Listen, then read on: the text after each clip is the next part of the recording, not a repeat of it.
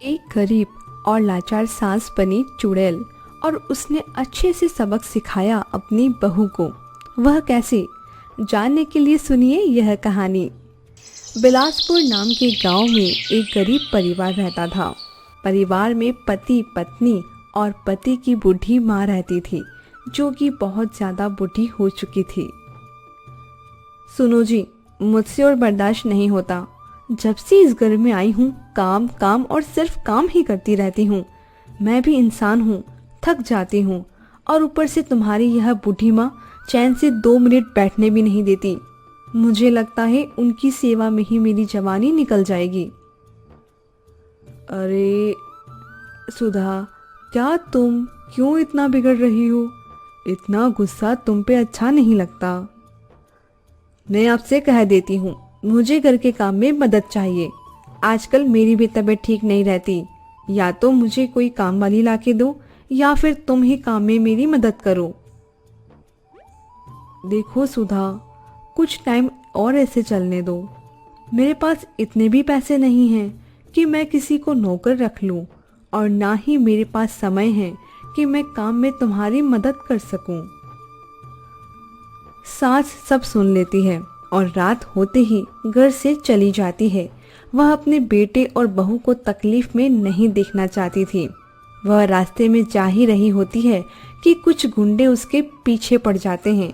उसके पास जो कुछ भी होता है वह गुंडे लेकर भाग जाते हैं और बुढ़िया को मार देते हैं।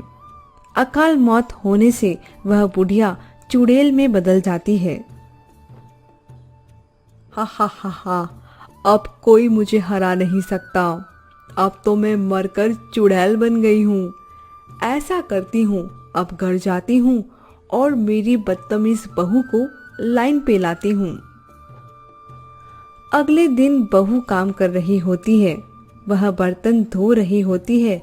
तभी वह देखती है कि बाथरूम का नल अचानक खुल गया है और पानी बह रहा है।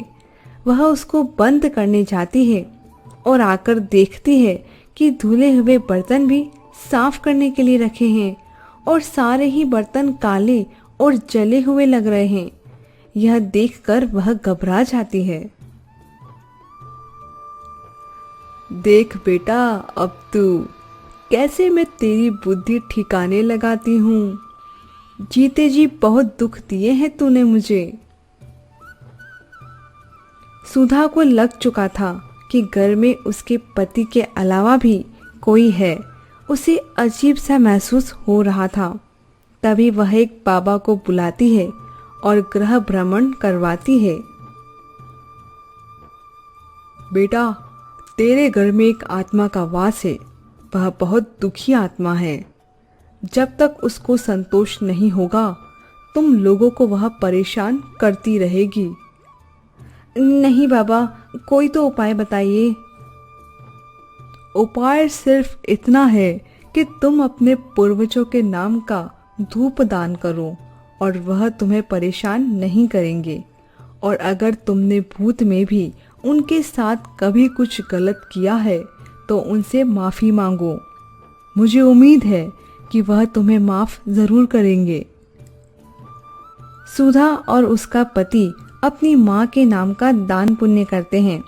तब से आज तक उसे चुड़ैल ने उन्हें परेशान कभी नहीं किया।